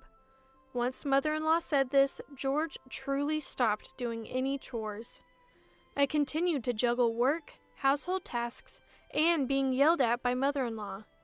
When mother-in-law found out George and I had separate finances, she started demanding money from me. You're my son's wife, so giving me an allowance is your natural duty. She demanded money with this ridiculous reasoning. I was so tired of being yelled at that I just gave her the money, thinking if it could be solved with cash, so be it. My home no longer felt like a place to relax. When heading back home after work, my feet felt as heavy as lead. I spent days wondering how long this life would continue, feeling utterly hopeless. Then, a pivotal incident occurred. I'm home. What's going on? Come here for a second. I arrived home that day, burdened with yet more emotional stress. Waiting for me at the entrance was George, his face twisted in anger. George, who had greeted me at the entrance, pulls me into the living room. There, sitting on the sofa, mother-in-law looked downcast. Did something happen? This is all Olive's fault, isn't it? You must have done something. It was the first time I had ever seen George angry. Although I was shocked, I racked my brain. I had no recollection of doing anything to make mother-in-law feel this way. Feeling agitated, George finally told me what was bothering him. I heard you've been making snide remarks to my mom every day when I'm not around. She even told me you only cook when I'm here, so she's not getting meals. What's your aim in being nasty to my mom? I was dumbfounded and couldn't speak. George had fallen for the lies mother-in-law had fed him. It was mother-in-law who had been making snide comments when George wasn't around, even complaining about the food like, "Isn't this too salty? It looks awful." Yet I had never stopped serving meals. I was certain I had fulfilled all of mother-in-law's demands. I haven't done any of that. I cook even when you're not here, and I've never made any nasty comments. Stop lying. As George scolded me, mother-in-law looked over his shoulder at me and grinned slyly. George had decided that I was lying and took mother-in-law's words as truth. Looking at George like this made me feel like my head would explode. Maybe this is what people mean when they say they've woken up. As George continued to rage, he snapped at me. Get out! Go back to your parents' home and reflect on yourself. Sure, I'll reflect. I really had to reflect. I had to reflect on why I had been wearing myself thin serving people like this. I quietly packed my things and left the house. When I got to my parents' house and explained the situation, they were shocked at my appearance. I hadn't realized it, but the stress from living with mother-in-law had caused me to lose a significant amount of weight. Holding me in her arms, my mom cried, "I wish I had never approved of this marriage." My dad said, "You don't ever have to go back." Luckily, my parents' home was a commutable distance to my job, so I took them up on their offer and started my life afresh at their house. Every now and then, I'd get an email from George checking in on me, but I left them all unread. As I worked hard and relaxed at my parents' home, I felt like I was breaking free from the brainwashing. I used to think that to keep my marriage to George, I had to endure whatever mother-in-law said. But a marriage with a husband who prioritizes his mother over his wife is not worth keeping. It took quite some time before I could look back and laugh at what a fool I'd been. Have you cooled your head yet? Yes, I feel much clearer now. Thanks for sending me back to my parents. Months passed and I returned to the house where George and mother-in-law lived. George was waiting at the front door. I smiled and headed toward the living room. Mother-in-law was seated, glaring at me as I entered. You're late! Being away this long is unacceptable for a wife. You owe George and me an apology for what you've done and for leaving this house unattended. Mother-in-law spoke loudly, and George agreed as he sat next to her. Without sitting down, I pulled out some documents from my bag. I won't apologize. However, I don't want to make either of you uncomfortable anymore, so I've prepared this. Both George and mother-in-law's eyes widened when they saw the papers I placed on the table. The document was a pre-filled divorce application. Divorce? Hold on, Olive. I never thought about divorcing if you just apologized to my mom. Don't get it twisted. I'm the one who wants to divorce. I'm tired of being yelled at by mother-in-law every day and being treated like a maid. I thought I was doing it all for you, George, but it seems you care more about your mom than me. I don't see the need to value someone who doesn't value me. I realized that after clearing my head at my parents' house. I expected George to be shaken. However, I was surprised to see mother-in-law trembling as well. Now, Olive, calm down. Divorcing is a hasty decision. Maybe I've been harsh on you, but it's not that I hate you. I just wanted you to become a respectable wife. I don't want to become a respectable wife as you see it, so thanks, but no thanks. What's making you so nervous? Is it because you had a hard time without your free and limited housemaid for these few months? Mother-in-law couldn't argue with my statement. The house I'd kept clean despite all of mother-in-law's criticisms was a mess after just a few months of my absence. Clearly, housekeeping wasn't mother-in-law's strong suit. I came here today to deliver the divorce papers. If you're not willing to agree to the divorce, I've decided to consult a lawyer. Please mail it back as soon as you've signed. Goodbye. I left George and mother-in-law, both looking pale and downcast, and walked out of the house. Finally saying what I needed to say, I felt refreshed as I headed back to my parents' home. Shortly after, George promptly mailed me the completed divorce papers. I easily got my divorce and returned to a life where work is my primary relationship. I'm truly happy living life on my own terms now. As for George and mother-in-law, they seem to be living quietly in their dust-filled home. When I told the matchmaker who had set us up about our divorce, I was shocked to hear that George had re-registered with the dating service. He's apparently looking for a new housekeeper, but given his age and divorce history, his search for a life partner isn't going well. I had resigned myself to staying single forever after the ordeal, but recently a younger colleague told me he's interested in dating with marriage in mind. I'm unsure what to respond, but the truth is, I'm growing fond of this adorable, puppy-like person. We're in the stage of going on dates, and I have a feeling I'll end up being swept off my feet by this colleague. Here's hoping this marriage works out better than the last. My name is Madison. I'm 31 years old and work as a nurse. The way I met my husband Nicholas, who is 2 years older than me, is like something out of a drama. Nurse meet inpatient. We got to know each other after I messed up his IV, embarrassing to admit as a nurse. I wish I could forget it, but hey, we're married now. Life is unpredictable. I work at a general hospital, which includes night shifts. When I come home after a night shift, my husband is on his way to work. We might not always cross paths, but for the most part, we were doing well as a couple. One day, we both had the day off and planned to go out. That's when my younger sister Abigail showed up unannounced. When we told her we were about to go out, she excitedly said, "Really? I was thinking of going shopping too. Let's go to the store." And just like that, she decided where we were going. My husband chuckled and said, "Well, it's fine. We hadn't decided where to go anyway. But we rarely get to go out together. She's your only sister and she misses you. It's cute, isn't it?" At that, my sister started playfully hitting my husband on the arm, saying, "Oh my God, you're calling me cute. That's so sweet." My sister has always been like this. Good at buttering people up. Good at getting pampered. Even my parents were the same. Everybody always spoils her. Growing up, I was always told to be the mature older sister, compared and even made to hold back sometimes. Honestly, she's not my favorite person. I thought getting married and moving out meant finally getting some distance, but no. She has a knack for showing up and making me sigh. Our outing ended up being all about where she wanted to go. She kept asking us to buy this and that. I said no, but my husband ended up paying for it all anyway. Apparently, being an only child, he has a soft spot for the concept of a little sister. "You're so kind. I'm so happy you're my brother-in-law," she said, wrapping her arm around my husband. My husband doesn't even try to shake her off. They walk together like a couple, and I follow behind them. It's the only way to describe how miserable I feel. After that, my sister started visiting more frequently.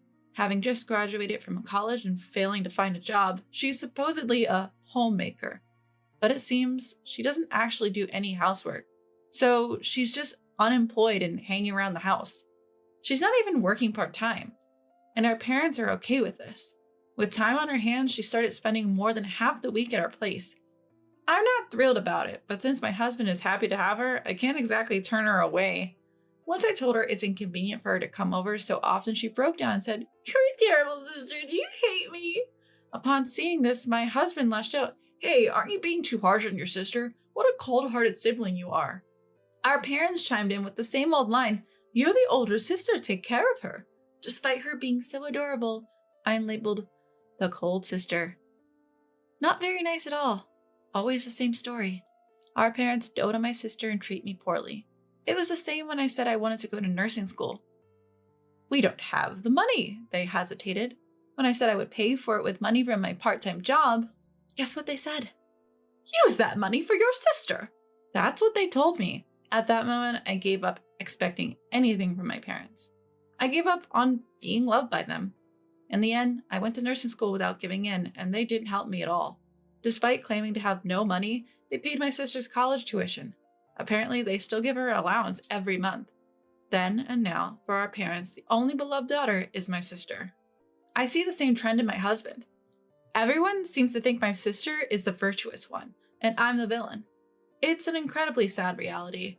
To add insult to injury, my husband's attitude towards me starts to change. He's become somewhat colder. You can't even handle basic chores, and you call yourself a housewife? You're completely useless. You know your current lifestyle is all thanks to me, right? Show some gratitude. You've got plenty of clothes. Stop wasting money when you earn so little. If only you were more beautiful. What bad luck I have being stuck with a harmless wife like you. The verbal abuse just kept getting worse, and his spending grew increasingly reckless. When confronted, he'd lash out. And then I saw my sister smirking as she watched us fight. That's when I realized my husband and my sister were having an affair. I hadn't seen it happen, but I could feel it in the air. Call it a woman's intuition, if you will. My sister being overly touchy and needy with my husband, and him responding with a sloppy grin. Initially, I cried almost every night, but slowly my sadness turned to rage. Wondering what to do about this, an incident occurred one day. My sister was rushed to the hospital where I work. Seeing her on a stretcher, I was shocked. Even more when I heard her husband was with her. Wait, husband? When did my sister get married? Was I the only one not in the know? No way that can't be. While I was still confused, a man stepped out of the ambulance. Yes, it was my husband, not hers. Definitely mine. Abigail, hang in there. I'm with you. He shouted, unaware of my presence. I quietly approached him from behind and whispered into his ear. What are you up to? What do you mean? My wife has collapsed in... Wait, wife? Infuriated, he turned around and was visibly shocked when he recognized me. My wife has collapsed. Wait, what? What do you mean, what? Why are you here? I work here. Remember the name of your wife's workplace. So, while I'm working, you and Abigail were together again? That's none of your business. How is it none of my business when it involves my sister and my husband? Explain yourself. If he admits to cheating, fine. I can divorce him without any lingering feelings. Even if he apologizes, I have no intention of forgiving him. With that in mind, I awaited his reply. Shut up! My husband suddenly snapped. His face turned bright red. His mouth twisted in anger. What an ugly sight he made. Shut up? You're telling me to shut up. Damn right, shut up. You have no say in this. What Abigail and I do is none of your business. What a transformation. He had become distant since his involvement with Abigail, but he had never yelled at me like this. What's with the attitude? It's weird for a husband and sister to spend so much time alone. Are you feeling guilty or something? Explain. Shut up, shut up, shut up. Your job is to work and make money. Don't you dare challenge your husband. With that, he pushed me hard. I stumbled and fell on my butt. Wincing in pain, I watched him walk away. I was at a loss for words. Blinded by rage, I hardly remembered what happened afterwards. I simply focused on my nursing job. It turns out my sister had fainted at my house due to anemia. Should I be relieved it wasn't a life-threatening illness? As I left the hospital room, I saw my parents there with my husband. Their faces were pale with concern for their beloved Abigail. Madison, is Abigail okay? Would they be this worried if I were the one hospitalized? No, probably not. I pushed the thought aside and assured them it wasn't serious and she could be discharged soon. Then I looked at my husband. So, are you going to explain? Are you seeing Abigail alone often? He looked uncomfortable at my question. Yeah, so what? I'm not asking if it's wrong, I'm asking if you're having an affair with my sister. My parents looked shocked. My husband's eyes widened, then narrowed. So you noticed? I thought you were too dense to realize. What a brazen admission. Yes, I'm involved with Abigail. But so what? I'm just showing her some affection. You can't even make decent money or keep the house in order. Who are you to complain? How dare you say that? It's the truth. You've lost your appeal, so don't act high and mighty. The one having an affair shouldn't be acting high and mighty. What did you just say? We were both losing our tempers. As I stood my ground, he grabbed my collar. I braced myself to be hit, but then someone grabbed his arm. Calm down, both of you. It was the doctor who had examined my sister. Although he looked close to 40 years old and seemed calm, he gripped my husband's arm with strong force, contrary to his expression. My husband tried to shake free, but the doctor's grip didn't let go. You're in a hospital. Please keep it down, and no violence. The doctor's tone was gentle, but firm. It seemed to have an impact, and my husband reluctantly let go of my hand. At the same time, The doctor also released his grip on my husband. By the way, the doctor stepped between my husband and me, blocking my view. I can only see the doctor's back. I wonder what face he's making while looking at my husband. The patient is pregnant. What? Confused, my husband listened as the doctor repeated himself. She's pregnant, early stages. She probably wasn't even aware. Make sure she's paying attention to her diet. She'll be needing more iron during pregnancy. My sister is pregnant. The room went silent, grasping the weight of this revelation. What followed was chaotic. My sister, now discharged, was pampered like a princess back at our parents' home. Being the first grandchild, our parents were ecstatic beyond words. As for my husband, he showed no remorse. Not only did he not apologize, he even said it was my fault he had an affair. Without any lingering attachments, we divorced swiftly. Of course, I claimed alimony. Greedy woman, he grumbled till the very end, but ultimately signed the papers. Was being with my sister that important to him? The years spent with him felt empty, to say the least. That's the sad part of the story. I'll probably be embarrassed about it forever, but it's not over. Why should everything end here? I can't forgive them. My sister, my husband, and my parents. I've already submitted the divorce papers. After confirming the alimony transfer, I head straight to my family home. My sister, my parents, and even my ex-husband were all there. I originally purchased that apartment when I was single, so inevitably, my ex-husband left. When I entered my parents' house, my ex-husband, parents, and sister were all there. I've confirmed the alimony payment and submitted the divorce papers. Oh, really? My ex-husband was as indifferent as ever. We've submitted our marriage registration too. I'm Abigail's husband now, so stop bothering us. Who said anything about bothering? How can he act so high and mighty after having an affair? Even more, why is he so full of himself? I don't have any ounce of love left for him. These delusional comments are making me sick. I pulled out a letter-sized envelope, my face stern. So, shall we begin? What's that? I have to say, I'm impressed. I spoke up, cutting off my husband's puzzled question. I eagerly pulled out a thick stack of papers from the envelope. There were also small bundles of paper. I placed them on the table and tapped them with my finger. Never thought you'd be raising someone else's child. You're practically a saint, aren't you? What? My husband furrowed his eyebrows, clueless about what I was getting at. I sensed my sister catching her breath. Ignoring them, I spread the papers out. What's this? It's the result from a private investigator, I answered while they were still asking. No time to waste. A private investigator? Why would you? Hold on, don't rush me. These papers have all kinds of information about Abigail. About Abigail? My husband looked at my sister's face. It seemed to have turned slightly pale. What exactly are you?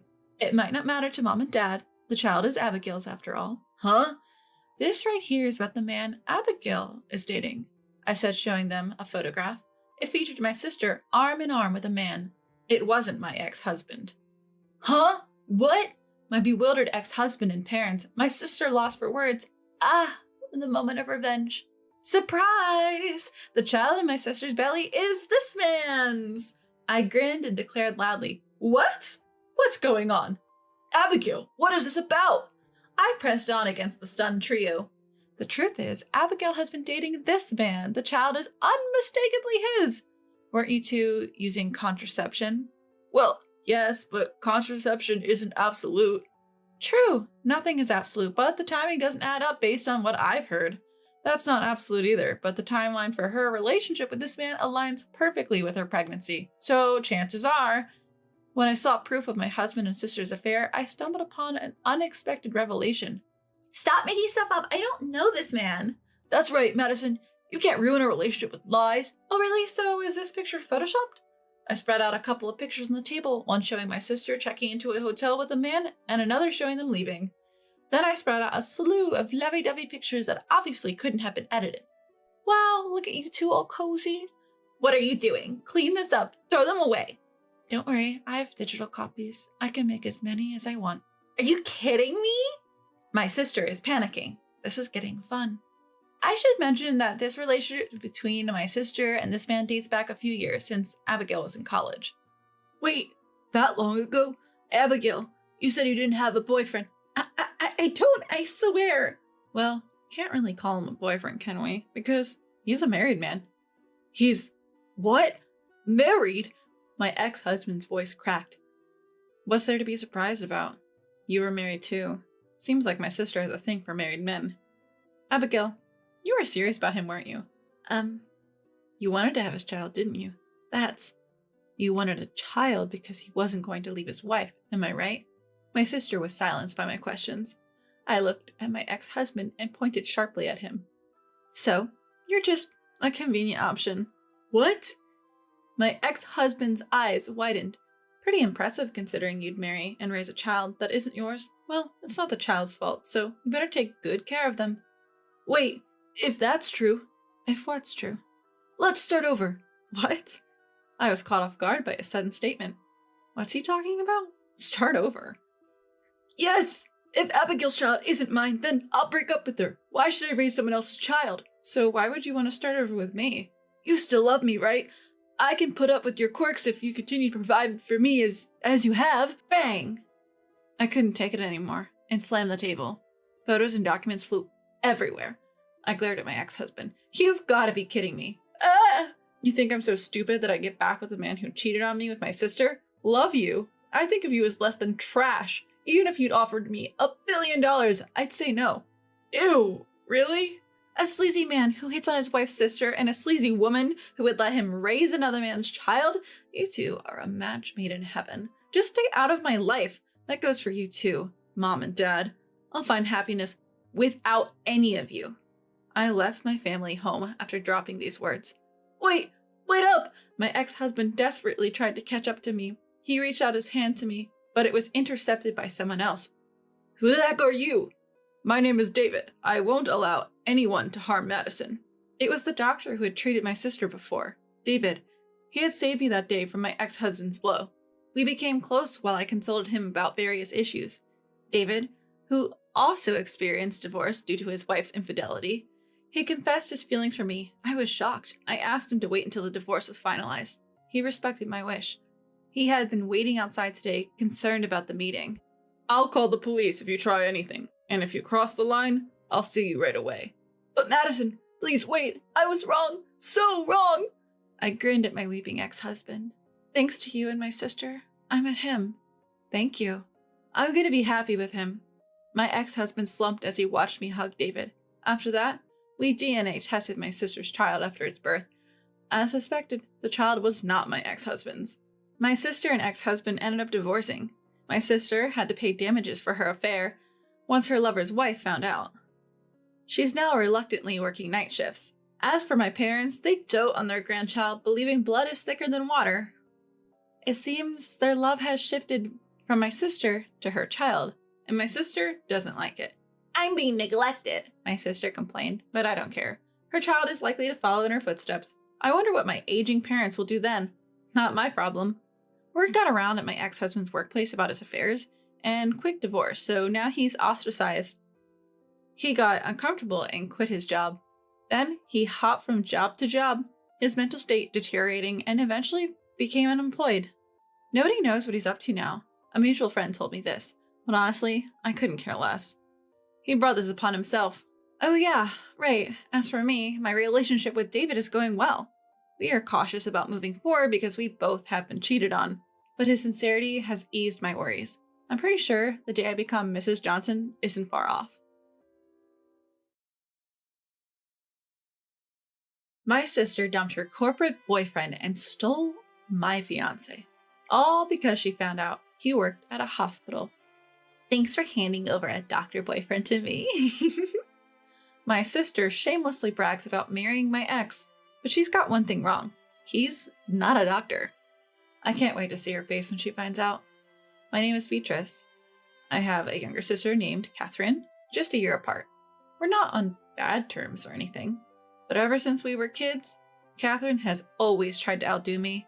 She's never satisfied unless she's better than me. Hey sis, did you get your test back today? Yeah, just got my math test back. Let me see. Just as I thought, I scored higher again.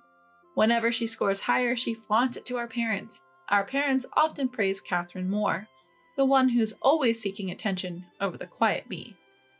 In middle school, Catherine joined the same badminton club as me. Let's have a match, sis. By beating me, a senior, Catherine became the star of the club. Whether at school or home, Catherine always got the spotlight. Whenever I tried something, she'd do the same, always trying to outshine me. Still, I never disliked her. Her competitive nature was endearing, and watching her succeed wasn't so bad. But looking back, she probably saw my attitude as being smug. Catherine started to see me as a rival. I was decent at both studies and sport, but I wasn't the type to show off like Catherine. So I wasn't really popular at school. On the other hand, Catherine was always the center of attention, and often got confessions from boys. You know, a boy from your class confessed to me. Even though you're closer to him, he chose me. Guess I'm more attractive. Catherine believed that being popular with boys proved her superiority over me. She started dating multiple boys, sometimes even bringing them home to show off. Sorry for showing off, sis. She'd act all lovey-dovey with her boyfriend at home, as if to flaunt it to me. But I'm the type who wants a long-term relationship, so I wasn't envious of her frequent change of boyfriends. Noticing this, Catherine began to brag about the quality of her boyfriends. My current boyfriend goes to Stanford. I also got a confession from a guy at MIT. It was hard to choose. Throughout college, Catherine dated many guys. After graduation, she started bragging about their jobs instead of their schools. My new boyfriend works at a listed company. A successful man is the best, right? Eventually, she introduced her boyfriend to our family, saying she wanted to marry him. This is Bradley. He's an elite working for a trading company. He said I could even quit my job and become a housewife after we marry. Bradley, a year older than Catherine, seemed calm and listened to Catherine's stories with a smile. Sorry, I'm getting married before you, sis. If I waited for you, I'd become a grandma. Hearing this, Mom looked puzzled. Wait, didn't Beatrice have someone she's dating too? Yeah. I hadn't told Catherine because I didn't want her to feel competitive, but I actually have a fiancé too. Upon hearing this, Catherine bombarded me with questions. Who is he? Do you have a picture? What does he do? How much does he earn? I had anticipated this reaction, which is why I hadn't wanted to tell her in the first place. Seeing my hesitation, Catherine suggested a double date. Why don't we all go out for dinner? You and your boyfriend, and me and Bradley. That should be fine, right? I wasn't thrilled, but I figured it would satisfy her curiosity. I asked my boyfriend, Reggie, and he agreed. On the day of the date, as soon as Catherine met Reggie, she asked, Where do you work, Reggie? My Bradley works for a trading company. I work at a hospital. A hospital? Hearing Reggie worked at a hospital, Catherine's face changed instantly. Why didn't you tell me your boyfriend was a doctor? I would have preferred a doctor over a corporate guy. Without waiting for my response, Catherine bombarded Reggie with questions. Which university did you graduate from, Reggie? Well, it's a specialized field, so I'd rather not say. Were you from a wealthy family? My current income doesn't even come close to what my dad made. You must have had an accomplished father. Catherine left her boyfriend and chatted nonstop with Reggie. While Catherine and Reggie were engrossed in their conversation, Bradley and I had a casual chat over drinks. If Bradley wasn't such a calm and mature man, he probably would have snapped at Catherine and Reggie. Only someone as patient as him could handle being with Catherine. I hoped this would satisfy her. I even rescheduled a gourmet festival event I was supposed to attend with Reggie to the following weekend. I planned to indulge Reggie's whims on our next date. However, the next week, Reggie suddenly canceled. Beatrice, about our date tomorrow. I got swamped with work. That's okay. I'm sorry for rescheduling in the first place. We decided to spend the weekend separately. With a sudden free weekend, I decided to attend the event alone. On my way, I heard a familiar voice from behind. Beatrice? I turned to see Bradley. Oh, Bradley, are you here for the event too? What a coincidence. Catherine suddenly had work and canceled our date. That's just like me. I was supposed to come with Reggie, but he got caught up with work and had to cancel. Bradley mentioned he learned about the event from Catherine and was interested. Did Catherine know about this event too? I had a bad feeling. Entering the venue, my worst fears were confirmed. I spotted Catherine, arm in arm with Reggie, laughing and enjoying themselves. Unable to hide my shock, I approached my sister. Catherine? Reggie? What's going on here? While Reggie looked uncomfortable, Catherine seemed smug. Isn't it obvious? I've decided to date Reggie. What are you talking about? Reggie is my boyfriend. Ex-boyfriend, right? Reggie seems to enjoy my company more than yours. But you have Bradley. Bradley, standing next to me, seemed lost for words. Catherine glanced at him and said dismissively, Perfect timing. Bradley, let's break up. I've fallen for Reggie. Bradley's eyes widened. Are you serious? Of course, being a corporate wife is fine, but being a doctor's wife is way more appealing. I was too stunned to process Catherine's words. She had not only stolen my boyfriend, but also dumped hers without a second thought. I couldn't hide my disgust at her actions. Without any remorse, Catherine linked arms with Reggie and left.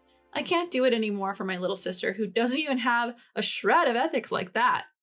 I decided to distance myself from such a selfish sister. I didn't contact Catherine after that. It was 6 months later when she called me. Hey, big sis, I got married. Married? Don't tell me. Yes, to Reggie.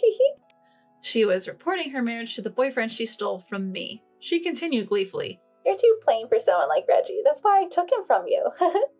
I had moved on from Reggie in those 6 months. After all, he was the kind of guy who shifted his attention from me to Catherine. I didn't miss him. I replied calmly. Oh, so you got married, so did he pay off all his debts? That's what are you talking about? He didn't tell you? What had concerned me during our relationship was Reggie's gambling addiction. He was deeply in debt due to his gambling habits. We were waiting for him to pay off his gambling debts before getting married. I had no idea. It seems Reggie hadn't told Catherine about his gambling or his debts. Catherine was momentarily speechless, but quickly regained her composure. Well, Reggie can pay it off quickly. After all, he's a doctor. He must earn more than a corporate guy like Bradley. Thanks for giving me a doctor boyfriend. I realized Catherine was still under a misconception. I decided to enlighten her. He's not a doctor. He's actually unemployed. What? But he said he worked at a hospital. He did work at a hospital as a janitor. It's all about how you phrase it. But he went to a good college and comes from a wealthy family, right? He went to a vocational school. That's why he didn't specify when you asked about his college. As for his family, they're just average. His dad, a regular office worker, probably earns more than jobless Reggie. Catherine was speechless, and rightfully so. She switched from Bradley to Reggie because of the supposed salary difference, only to find out that Reggie was just a casual worker, incomparable to a corporate employee like Bradley. After hanging up with me, Catherine apparently confronted Reggie. He confessed that he wasn't going to work every day but was gambling. That wasn't all. Upon their marriage, he had made Catherine the co-signer for his debts. Desperate, Catherine turned to her parents for help, but the debt was too much for her retired parents to handle.